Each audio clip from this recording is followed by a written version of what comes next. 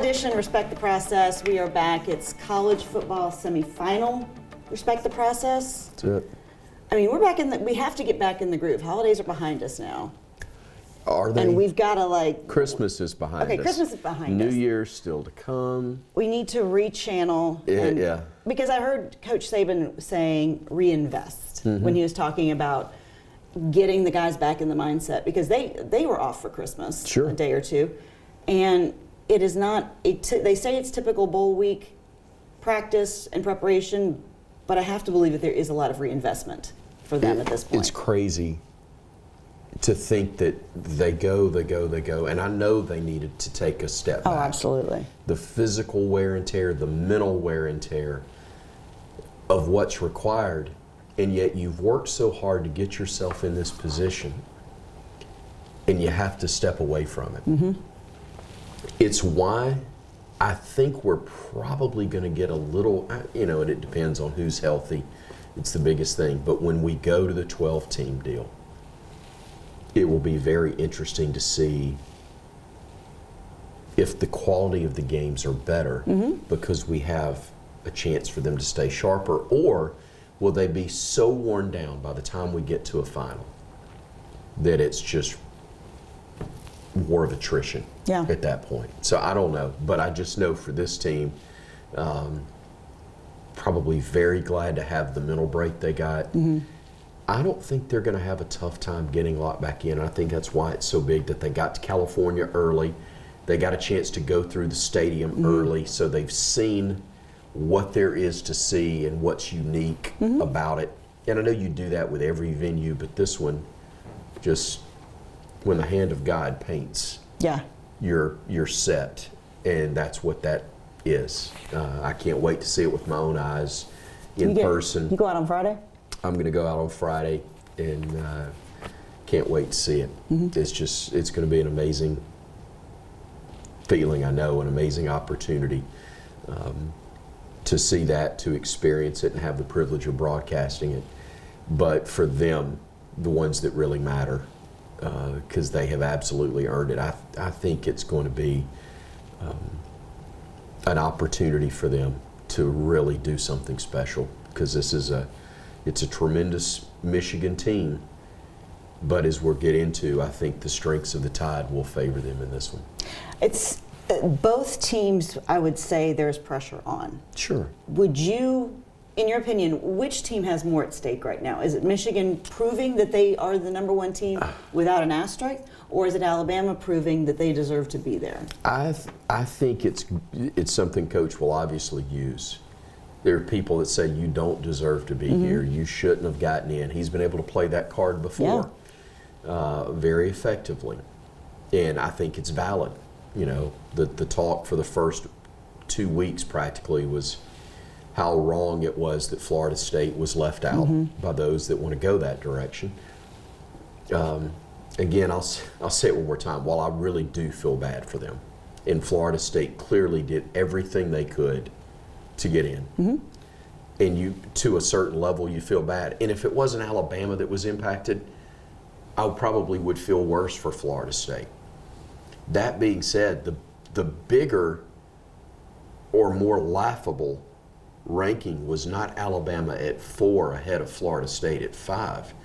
It's putting Georgia all the way from 1 to 6 and not having them ahead of Florida State. So anyway, there's definitely the motivation for Alabama to go in and play with the chip on their shoulder and continue what they have been doing over the last month and a half. The pressure, though, I believe, is on Michigan. They are number one. They have been in this situation twice and failed. And I think their reaction, they say your first reaction is the honest one. Right.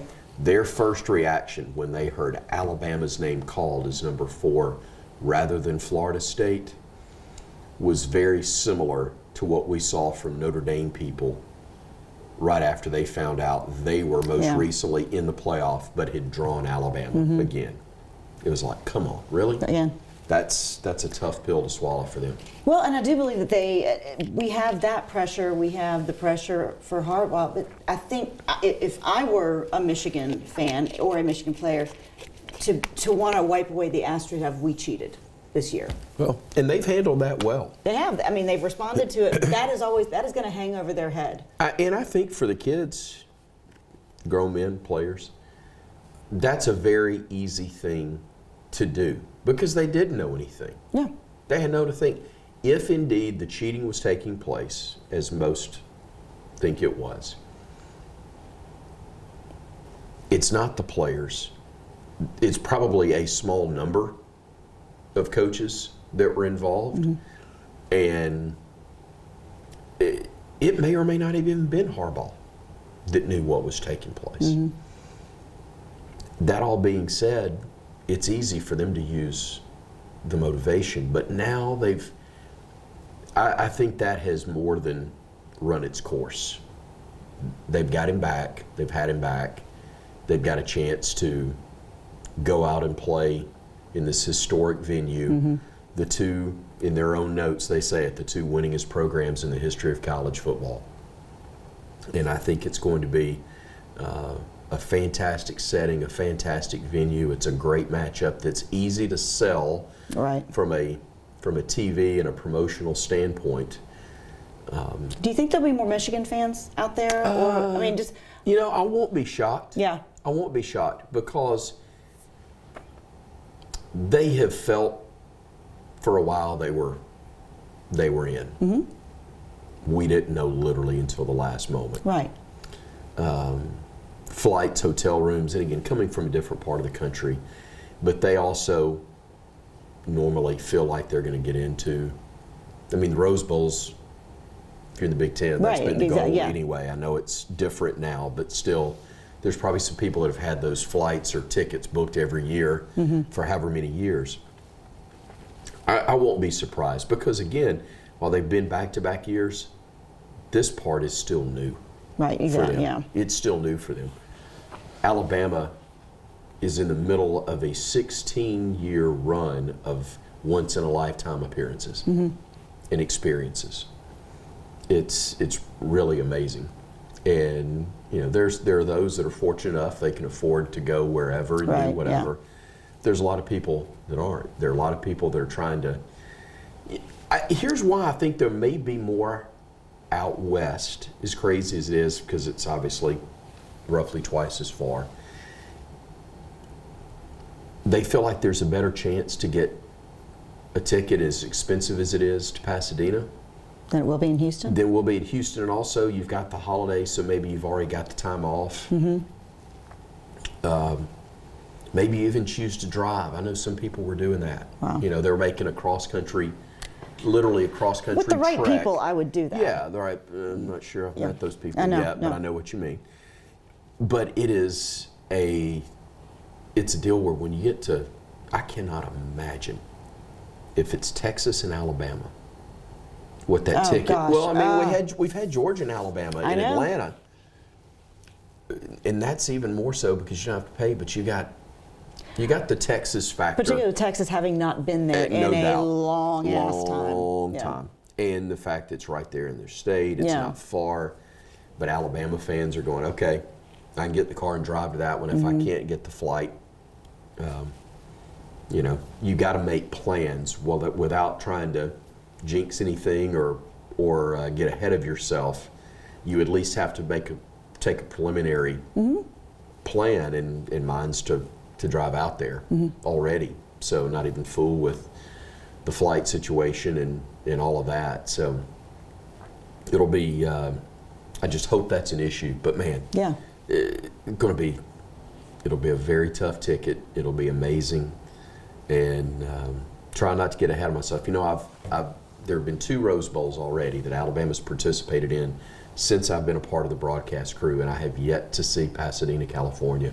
The first time that it took place, the first national title for Coach in Alabama, it was the year that the economy made the turn that it did. Yeah. And Tyler and I had done those replay broadcasts on ACN and then CSS for so many years. then that changed because the way they still kept the replays going, but they worked to deal with CBS and ABC and ESPN to where they would simply take the broadcast that you saw on Saturday and would run it in those windows later on. So we didn't, that saved them a lot in terms of expense, and so we didn't get to travel that year to any games on the road. Did everything at home. I may have even gone to Atlanta for the SEC championship. I can't remember. No, I didn't. I remember watching that game as well. So I never traveled for any of the road games. But it was, so I missed Pasadena then. Then 3 years ago, when we played in the Rose Bowl, it's the pandemic, and the Rose Bowl was in Dallas, which was a great venue. It was cool. Winning is winning, and that's an awesome building. But it wasn't Pasadena. It wasn't Rose Bowl. So this will be, God willing, my first time, and I cannot wait. Okay, so you mentioned we are in the midst of this, and it's a word tossed around all too often, but I am going to say an iconic run that Alabama football has experienced with Nick Saban at the helm. I don't know, and you may foresee it better than I do, I don't know that there is a coach out there right now that will continue or could catch him in terms of what he has accrued in terms of SEC championships, national championships, games won. Because I don't know that there are any coaches coming up that are willing to work as hard into their 70s as Nick Saban. Well, I mean, Kirby has two, but that's... Yeah, it's twofold. I'll take that part of it first. And this is not in any way minimizing or downplaying what Kirby's done, but I'll give you a couple of examples of why it's so tough, and then I'll get into the other part of your question, which you'll probably have to remind me what it was. Don't worry. Kirby's won 2 national titles. He won the first one after losing to Alabama as often as he had, which only means that Kirby had done a great job, because if you're going to face Alabama, you had to face them in a championship game or 2, as was the case that particular year. Bama dominated Georgia when they had their 2 best receivers available for a game and a half. They weren't dominating them, but they were leading them. When they lost, the one receiver they had healthy left. So you could say that he wouldn't have won. You can make the argument, may not have won it that year if Jameson Williams is healthy. All right. So that one doesn't happen. He's on the ropes against Ohio State last year. The Ohio State team that people said a year ago shouldn't be in. Had him on the ropes and escaped and got the win, so they won the 2nd straight national title. He's that close from having 0 national titles.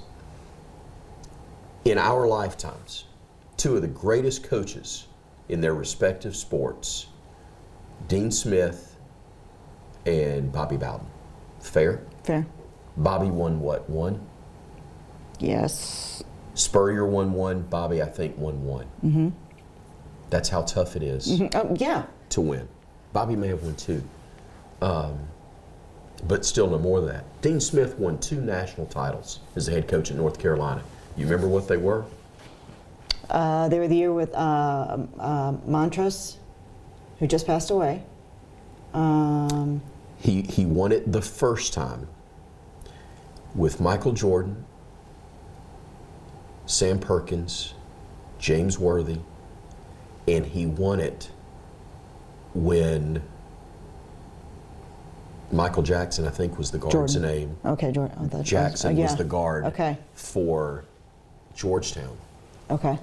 That threw the pass right in the chest. They've got the final possession, the ball in their hands, final possession, 1-point game. And they're trying to set it for the final play. And the guy makes a pass out of the corner of his eye. And it's to James Worthy, who's coming back into the play. He'd overplayed a pass. And he's coming back in, and the guy hits him right in the chest with a pass, thinking that it's his teammate. That's how he won that first one. The second one, is when Chris Webber called the timeouts for Michigan that they didn't have. Or they may have won. Again, those are 2 titles. There's not room for all that on the rings. I'm simply pointing out 2 of the greatest coaches in their sport, in their time, and they've, I think, collectively have 3, maybe 4. Nick Saban's got 7. Yeah. Guys won't be given that chance. There's too much invested on contracts. They're not going to be given the opportunity to stick around long enough. I don't think. Could Kirby do it? Absolutely. Georgia, to this day, rightfully so, speaks of Vince Dooley in the terms that they do. He won 1. He won 1. Kirby's doubled it. Dabo at Clemson. And yet, Dabo catching a little heat. not from Tyler. People. I love that kid. Yeah. Tyler. That's right. And then the same thing, if whatever reason Kirby's not in the playoff next year, they'll start hearing a little chirping as well. No, and so I would just love don't to know. Or he may go to the pros to avoid that right there. And how many coaches Saban has outlasted? No doubt. And again, you write your own ticket in a lot of ways when you bring home the national championship. You know, because we even talked about earlier, with no knowledge of anything, I was asking who would succeed Nick Saban at some point, and I brought up Sarkisian's name, and you said if he wins a national championship at Texas, they're not going to let him go. They're going to, bring the truck up, which I think most schools have to do. The game has changed over the past 16 years when you look at the salaries and what coaches are getting paid to coach and also paid to leave. Sure. But I think it is something, I'm not saying Alabama fans by any means take it for granted, but it is the norm to be playing for a national championship every single year. It is what makes it amazing, and historically, I ain't gonna be around, but in 50 years they'll look back and go, "Dear Lord, how did you do that? And how was that done?" And I love when he's on McAfee on Thursdays, and McAfee always calls him the greatest of all time, and you can tell it makes him a little uncomfortable. But you're sitting there and going, "No, he is. Like he will be notably the greatest college football coach of all time, based on what he has been able to accomplish, and that's of right now." And that's in a 15, 16 year, 16, back up. Yeah. It's his 17th season. Yeah. But think about it now, because, we weren't, when Nick Saban takes the job, he's coming off 2 years where he didn't make the playoffs in the NFL. Back to back, and they're talking about him being a failure. It was an embarrassment. Were calling him a absolutely.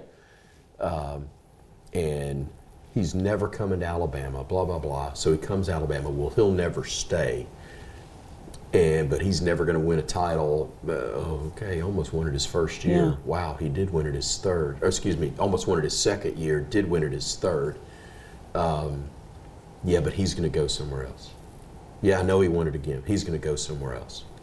Okay, he's won it another time. He's going to go somewhere else. And it just kept on. Now the conversation, well, he's going to retire. Yeah. So.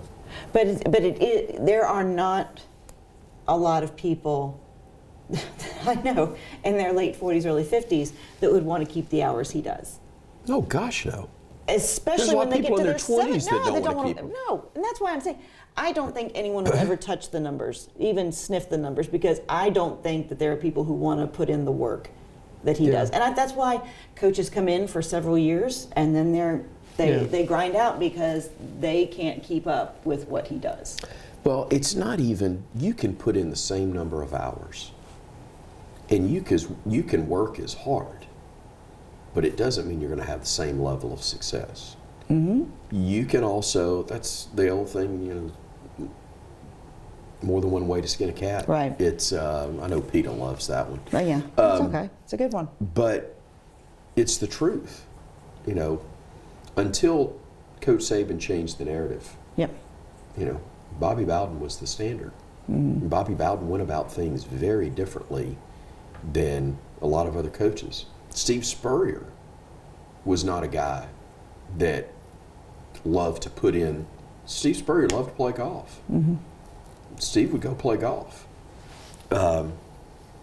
was great drawing up plays and all the other stuff. He was a good coach, especially for coaches with families. Coaches with families loved coaching with Spurrier because he valued downtime. Sure. And those guys probably worked their tail off, and you can do it. I mean, look, we've seen it in our profession.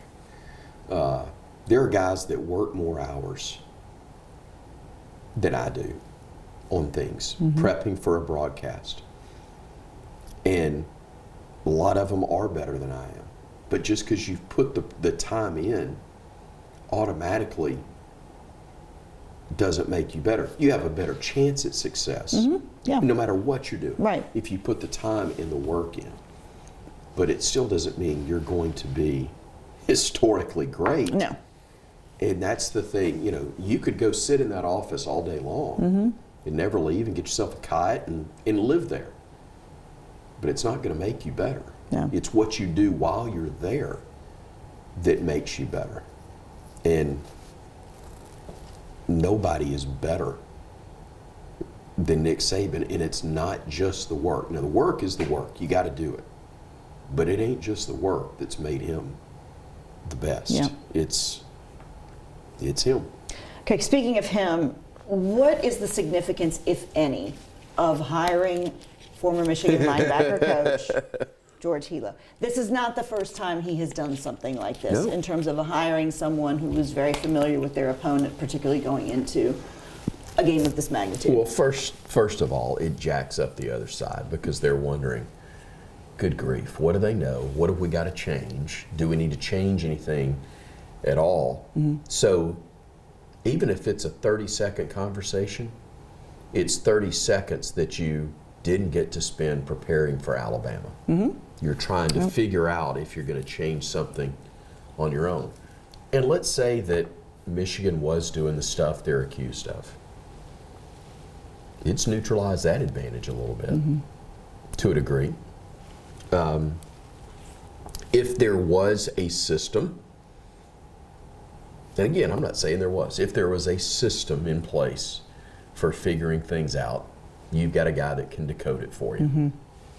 So, now again, I don't think it's going to come down not to who's got whose signals. It's going to come down to who runs their plays the best. Yep. That's the bottom line on it. But no, there is no doubt he understands. And besides, I think that's a minuscule part of it.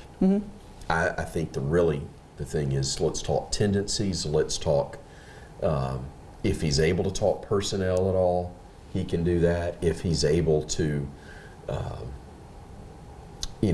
give a little insight into what they like to do in situational things, maybe beyond what they could pick up already on film, because nobody's going to break that down better than the staff and the organization that Coach has in place. I'm always amazed when guys come out, coaches come out, and I see people. I'll give you a prime example. We did a Nick at Noon this year. I got Ken Wisenhunt, Charlie Strong, and Derek Dooley. 3 men who, one of whom head coach in the National Football League, and 2 others that have not just been at Power Fives, one been at the Power T, and the other one at the school that thinks they're the Power T. Talking about Texas. So they're unbelievably high-level analysts. These are guys that are watching film and putting together the information from a head coach's perspective for the head coach. It's amazing what they have in place and the resources that they have. You had said earlier you thought the odds were good. Odds and numbers are not my thing when I'm looking at a game. I checked, and it's Michigan minus 1.5 as of a couple hours ago. Is there an area that you're looking at this game thinking that this is going to be an area of concern for Alabama? Is it in the trenches? Is it, or are we talking? Yeah, there is. If Michigan is able to just lean on Alabama and line up and run the football, and I'm not talking about as much as they did in the second half of their most recent couple of ball games. But if they can absolutely, over the course of a game, enforce their will basically with the run game and wear the Alabama defense out, where there's no opportunity for those corners and linebackers who are so good to maybe get some takeaways, that's going to be you got to get off the field. And you got to do it. You got to get off the field on third down early in a drive. As frequently as you can. And I know that's not anything new, but that's for this team especially. If they get that big snowball rolling downhill, that's a tough thing to stop, and it will make it very, very tough. And especially with Bama's hurry-up approach, where if they're struggling a little bit, it puts in their 3 and out, it's putting even more pressure on that defense and making it even tougher for them. So that would be a concern for me.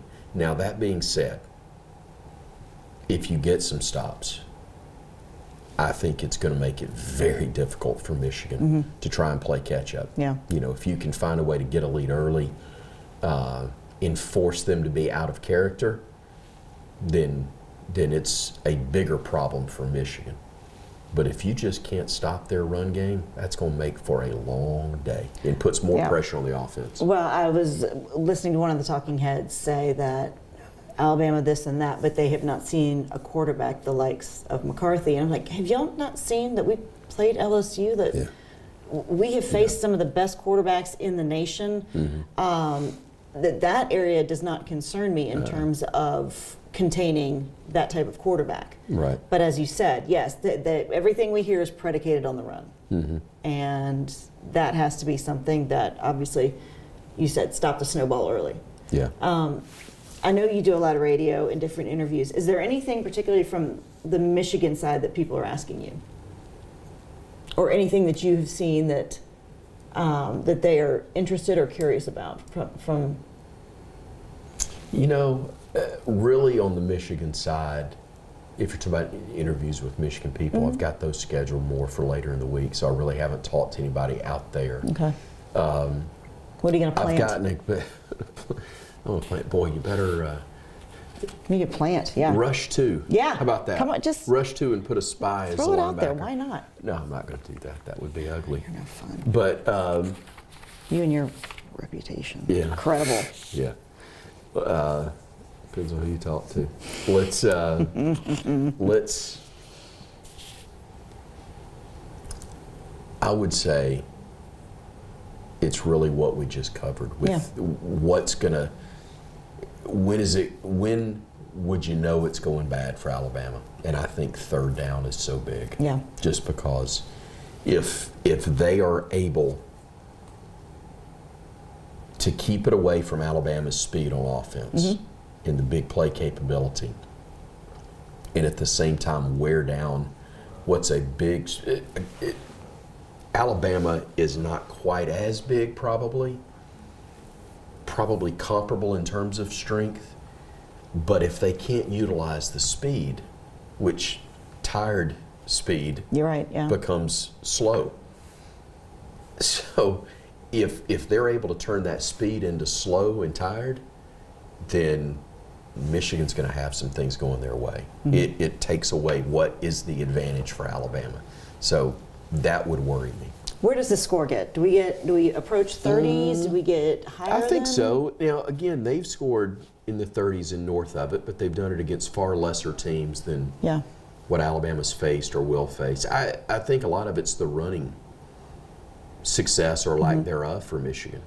If they're able to run it a ton and run it extremely effectively, then that number will probably stay down.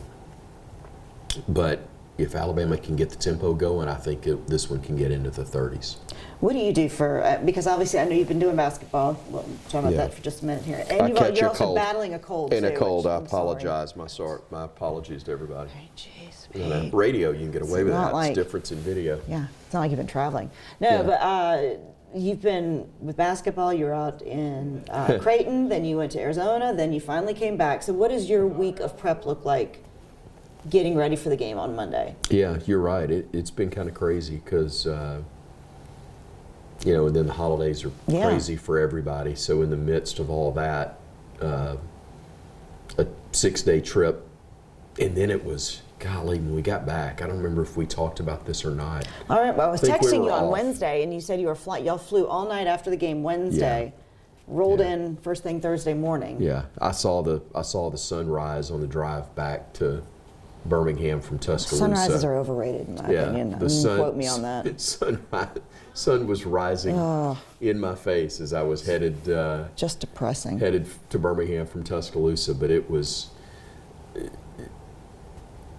It wore me out, but now getting to recharge, and the holidays did recharge me. Good. And getting a chance to focus on the game. Again, I've got a lot of time I'll spend at airport playing. We'll get you a Z-Pack probably too, and that'll keep you up. That's being called in. Yes.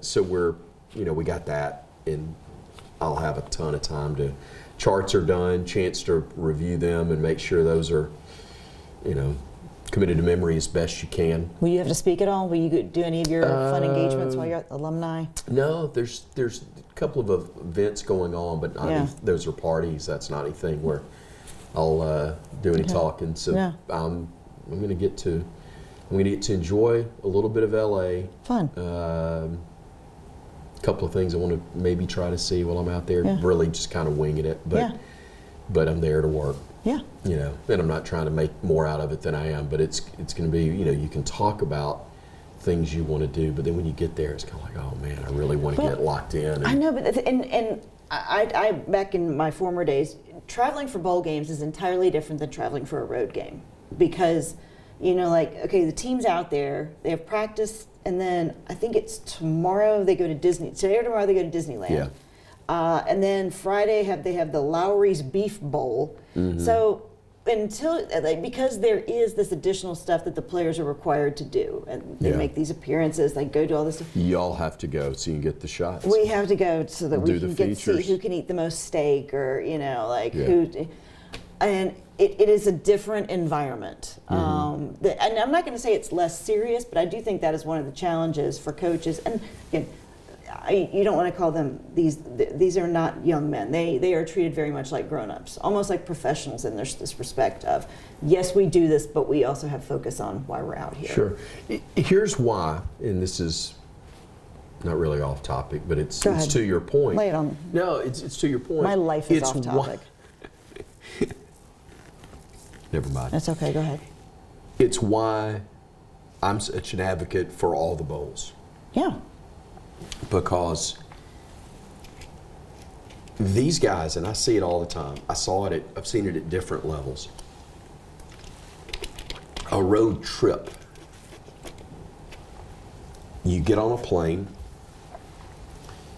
you fly to the city, the bus picks you up on the tarmac, you get on the bus, you drive to the stadium. To do a Friday, walk through, you do that, you get back on the bus, you go to the hotel, meetings, dinner, first dinner, relax. More meetings, if second it's a dinner. Night game, if it's a night game on Saturday, a late game, you might go to a movie. Alabama, does that on a late game. But you get, that's the most you're going to do. But you're on the bus, you're going straight to the movie. There's not the downtime. No, it's not like it is for basketball when you go on a tournament, for a few days you get a chance to, see what's around you, maybe walk to a mall at least. Or one of the things I always appreciated about Mark Gottfried is that, if you were going somewhere and it was for multiple days, he made sure guys experienced different things. Yeah, and because they never had been there, may never go again. He always included us as the radio crew as part of it. I got to see and do some things that I never would have otherwise. And there aren't many opportunities for that with football. So I don't care if it's the Birmingham Bowl or whatever. There's things to do in our city. Yeah. But for those guys, who normally are just point A to point B to point C, Right. back to point A to point B to the game and then to the airport. Yeah. And it's done. That's not a trip. That's mobilizing your structure. Yeah. That's not a trip that like we think of it.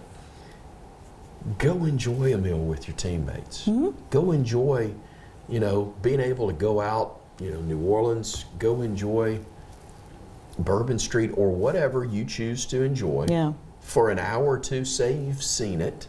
Can you imagine And then those guys go. getting on rides at Disneyland? Like what would normally accommodate one person, two people probably accommodates. I got a feeling that there will be some low impact stuff. I would have a hard time I don't know. allowing Jalen Milroe to get on a machine. Yeah. It's gonna thrash your Something neck that will around or throw something. you around. Yeah. You'll feel that for a while. You get concussed from. Well, not that trip getting to hit in not that getting pinballed in the pocket's No. any tougher or less tough, but that's a great question. I don't know to what extent they will thoroughly enjoy, but they'll have some stuff. They'll have a chance. Again, things you never get a chance to Yeah. do. Even if they don't do anything but walk around and look. Yeah.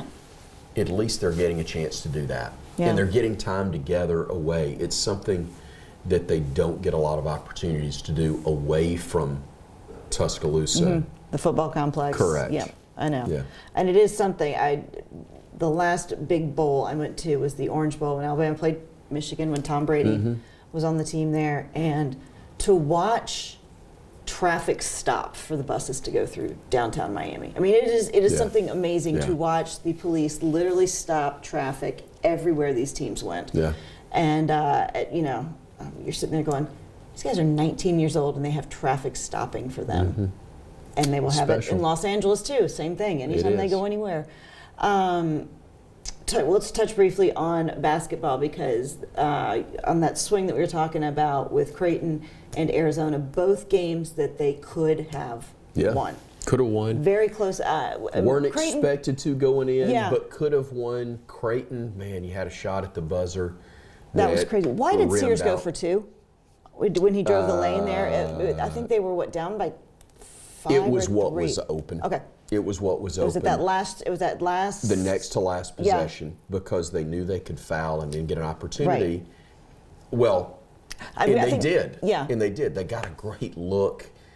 It was a 2 steps, 3 maybe beyond midcourt, and a couple behind the Gosh, that three-point shot line. was like off the Banked glass, off the rim, and in a millisecond. I was having flashbacks Yep. to Knoxville, last game of the regular season, the year that Mark had been fired and Philip Pearson was the interim. Bruce Pearl still at Tennessee, and Anthony Brock banks in a 3 at the buzzer that beats Tennessee. That one stayed down. This one just rims out. And if Brock had missed that one, we still had overtime. With this one being missed, ball game is Yeah. over. But they did a heck of a job with that. They played really well for about 25, 30 minutes The against difference was Arizona. foul trouble. Well, I was going to say, Yeah. Creighton was foul trouble. Right, Arizona as had just, been the case with Yeah. Purdue. And Arizona got to the line a lot more Yeah. in the second half than they did their first. This Bama team's getting better.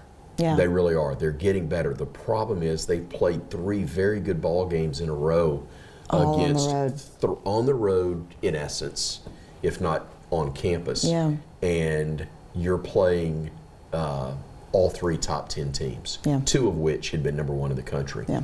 So it was a grind, but they got better. Yeah. They understand who they can be. And I was really encouraged by the way they played, the effort, the energy, the enthusiasm they played with.